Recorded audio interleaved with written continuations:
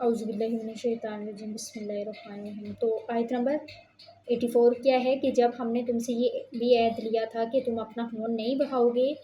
نہ ہی تم نکالو گے اپنے لوگوں کو ان کے گھروں سے، اور پھر تم نے اس کا اقرار کیا تھا مانتے ہوئے، یعنی کیا ہے کہ آپس میں جنگ نہیں کرو گے، ایک دوسرے کا آپس میں قتل نہیں کرو گے، بھائی بھائی بن کے رہو گے، اور نہ ہی اپنے بھائیوں کو جو ہے ان کے گھروں سے نکالو گے۔ پھر تم ہی وہ لوگ ہو کہ اپنے ہی لوگوں کا قتل بھی کرتے ہو، اور اپنے ہی لوگوں میں سے کچھ کو ان کے گھروں سے نکالتے ہو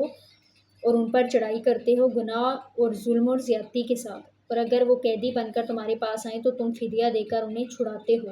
حالانکہ ان کا نکال دینا ہی تم پر حرام کیا گیا ہے۔ تو کیا تم کتاب کے ایک حصے کو مانتے ہو اور ایک حصے کو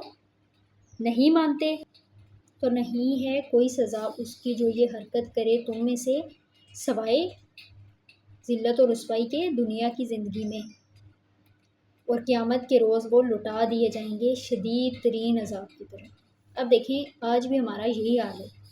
کہ ہم یہ کرتے ہیں، پورے دین پہ چلنے کو تیار نہیں ہوتے۔ ہم میں سے ہر جو گروہ ہے اس نے اپنے لیے اپنے ہی قانون بنا رکھے ہیں، جیسے ملازمت پیشہ طبقہ ہے وہ رشوت کو اس بنیاد پر حلال سمجھتا ہے کہ اس کے بغیر گزارا نہیں ہوتا، کاروباری طبقہ جو ہے وہ سود کو سمجھتا ہے۔ وَمَا اللَّهُ بِغَافِلٍ عَمَّا تَعْمَلُونَ، اور اللہ غافل نہیں ہے اس سے جو تم کر رہے ہو۔ اب کیا ہے کہ مطلب اللہ تعالیٰ سے تو کوئی دھوکہ نہیں کر سکتا، اللہ تعالیٰ کو تو سب پتہ ہوتا ہے، اللہ سبحانہ و تعالیٰ کو تو تمام علم ہے۔ تو یہاں کیا ہے کہ یعنی تم کتاب کے آدھے حصے کو مانتے اور آدھے کو نہیں مانتے، تو کیا ہے کہ ان میں دنیا کے لیے بھی ذلت کی رسوائی اور قیامت کے لیے بھی ہے۔ اور یہ وہ لوگ ہیں جنہوں نے دنیا کی زندگی اختیار کر لی ہے آخرت کو، اور سو اب نہ تو ان کو عذاب ہلکا کیا جائے گا اور نہ ہی ان کی کوئی مدد کی جائے گی۔ اب دیکھیں یہ ان لوگوں کے جو سال بھر جو ہے حرام کی کمائی کی، تو کیا آخر پہ عمرے حج پہ چلے جاتے ہیں اور یہ سمجھتے ہیں کہ جو ان کے جو ساری کمائی ہے تو وہ حلال ہوگی، لیکن کیا ہے کہ اللہ ان کے اعمال کا احتساب کر کے رہے گا جو وہ کرتے تھے۔ آیت نمبر 87 کیا ہے؟ وَلَقَدْ آتَيْنَا مُوسَى الْكِتَابَ۔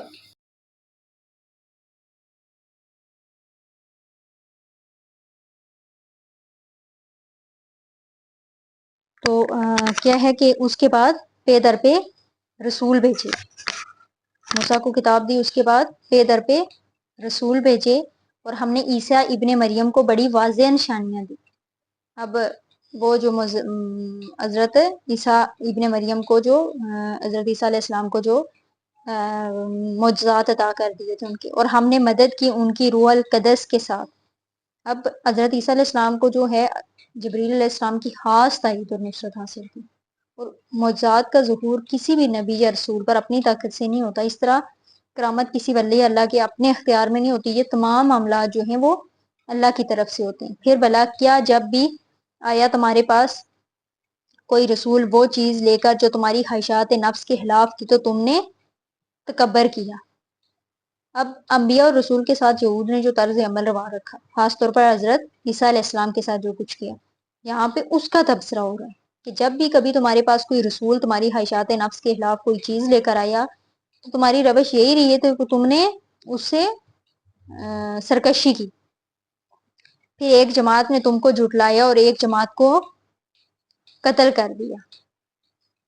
کیا ہے کہ فَفَرِيقًا كَذَبْتُمْ وَفَرِيقًا يَقْتُلُونَ، تو ایک جماعت کو تم نے جھٹلایا اور ایک جماعت کو، اب اللہ کے رسول چونکہ قتل نہیں ہو سکتے لہٰذا یہاں نبیوں کا قتل مراد ہے۔ آیت نمبر 88 کیا ہے کہ وَقَالُوا قُلُوبُنَا، اور انہوں نے کہا کہ ہمارے دل تو غلافوں میں بند ہیں، بلکہ ان پر لعنت ہو چکی ہے اللہ کی طرف سے ان کفر کی وجہ سے، پس اب کم ہی ہوں گے جو ایمان لائیں گے۔ اب یہ ہے کہ انہوں نے کیا ہے کہ ان کے اس قول پر تبصرہ ہے کہ ہمارے دل محفوظ ہیں اور غلافوں میں بند ہیں، تو اس پہ ان کو کیا کہا گیا ہے کہ ان پہ لعنت ہو چکی ہے، اب جو ہے وہ کم ہی ہیں جو فَقَلِيلًا مَا يُؤْمِنُونَ، جو وہ کم ہی ہیں جو آیت نمبر 89 کیا ہے کہ اور جب آ گئی ان کے پاس ایک کتاب اللہ کے پاس سے جو اس کی تصدیق کرنے والی ہے، جو ان کے پاس پہلے سے موجود ہے، اور پہلے سے کفار کے مقابلے میں فتح کی دعائیں مانگا کرتے تھے، پھر جب ان کے پاس آ گئی وہ چیز جسے انہوں نے پہچان لیا تو وہ اس کے منکر ہو گئی، پس اللہ کی لعنت ہے ان منکرین پر۔ اب ان کا حال یہ تھا کہ جب وہ اللہ کی آخری کتاب اور حضرت نبی صلی اللہ علیہ وسلم کے حوالے سے اور واسطے سے اللہ تعالیٰ سے کافروں کی خلاف جو ہے فتح و نصرت کی دعائیں کرتے تھے۔ جب ان کی آپس میں لڑائیاں ہوتی تھی تو یہودی چونکہ سرمایہ دار ہونے کی وجہ سے بزدل تھے، لہٰذا ہمیشہ مار کھاتے تھے، اور اس پر وہ کہا کرتے تھے کہ ابھی تو تم ہمیں مار لیتے ہو، دبا لیتے ہو، اور آخر نبی صلی اللہ علیہ وسلم کے آنے کا وقت ہو گیا ہے جو نئی کتاب لیں گے، جب وہ آئیں گے تو ہم ان کے ساتھ ہو کر تم سے جنگ کریں گے اور تب تم ہمیں شکست نہیں دے سکو گے۔ انہیں کے بارے میں یعنی جب وہ کتاب ان کے پاس آ گئی تو پھر ان کیا ہے کہ وہ اس سے منکر ہو گئی۔ آیت نمبر 90 بہت بری شے ہے جس کے عوض انہوں نے اپنی جانوں کو فروخت کر دیا، مطلب یعنی کہ دنیا کے معمولی سے فائدے کے لیے انہوں نے اپنے ساتھ دھوکہ کیا کہ وہ انکار کر رہے ہیں اس ہدایت کو جو اللہ نے نازل کی ہے، صرف اس ضد کی بنا پر کہ اللہ تعالیٰ نازل فرماتا ہے اپنے فضل میں سے اپنے بندوں میں سے جس پر چاہتا ہے، تو وہ لوٹے غضب پر غضب لے کر، ایسے کافروں کے لیے سخت ذلت امیز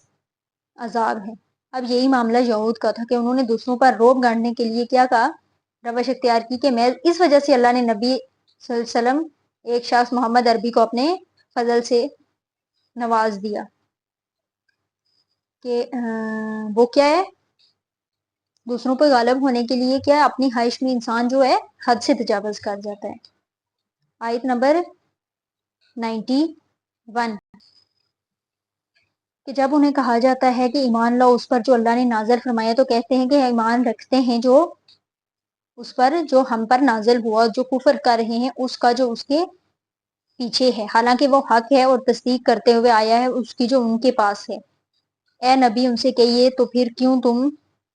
قتل کرتے رہے ہو اللہ کے نبیوں کو اس سے پہلے اگر تم واقعتاً ایمان رکھتے ہو، کہ اگر تم ایسے ہی حق پرست ہو جو کچھ تم پر نازل کیا گیا ہے ان پر ایمان رکھنے والے ہو، تو تم ان پیغمبروں کو کیوں قتل کرتے جو خود بنی اسرائیل میں پیدا ہوئے تھے، جیسے حضرت زکریا علیہ السلام، حضرت یحییٰ علیہ السلام، حضرت عیسیٰ علیہ السلام کی قتل کی پلاننگ، اور آ چکے تمہارے پاس موسیٰ صریح معجزے اور واضح تعلیمات لے کر، پھر تم نے اس کی غیر حاضری میں بچڑے کو اپنا معبود بنا لیا اور تم ظالم ہو۔ اور یاد کرو کہ جب ہم نے تم سے عہد لیا تھا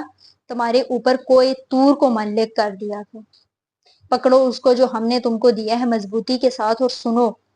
کہ انہوں نے کہا ہم نے سنا اور نافرمانی کی، کہ ہم نے تاکید کی کہ جو ہدایت ہم دے رہے ہیں ان کی سختی کے ساتھ پابندی کرو اور کان لگا کر سنو، آپ کی اپنی سماعت میں کوئی خلل ہوگا سرزش کی، اور پلا دی گئی ان کے دلوں میں بچڑے کی محبت ان کے اس کفر کی پیدائش میں، اور کہ یہ بہت ہی بری ہیں یہ باتیں جن کا حکم دے رہا ہے تمہیں تمہارا ایمان اگر تم مومن ہو، کہ ان کے دل میں کیا ہے، بچڑوں کے دلوں کی محبت پال دی گئی تھی۔ اے نبی ان سے کہیے کہ اگر تمہارے لیے آخرت کا گھر اللہ کے پاس خالص کر دیا گیا ہے دوسرے لوگوں کو چھوڑ کر، یعنی جنت تمہارے لیے محسوس ہو چکی ہے، تم مرتے ہی جنت میں پہنچا دیے، تب تو تمہیں موت کی تمنا کرنی چاہیے اگر تم اپنے اس خیال میں سچ، یعنی کہ اگر تم پر جنت میں داخل ہونے کا اتنا ہی یقین ہے کہ ہم جنت میں، تو پھر دنیا میں رہنا تو تم پہ گراں ہونا چاہیے، یہاں تو بہت سی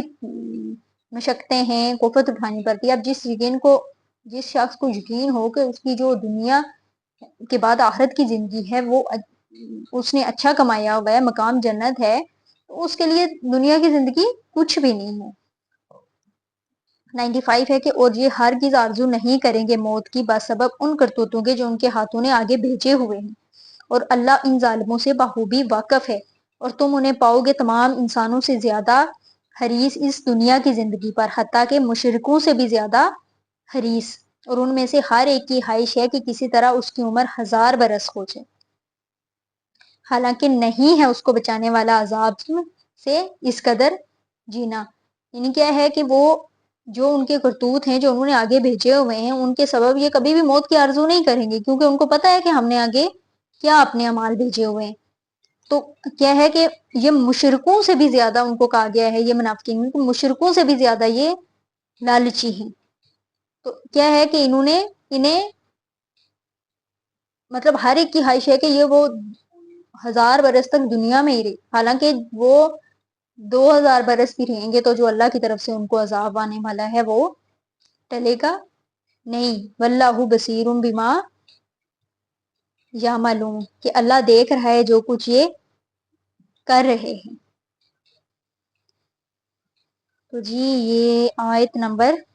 96 تک کمپلیٹ ہو گیا ہے۔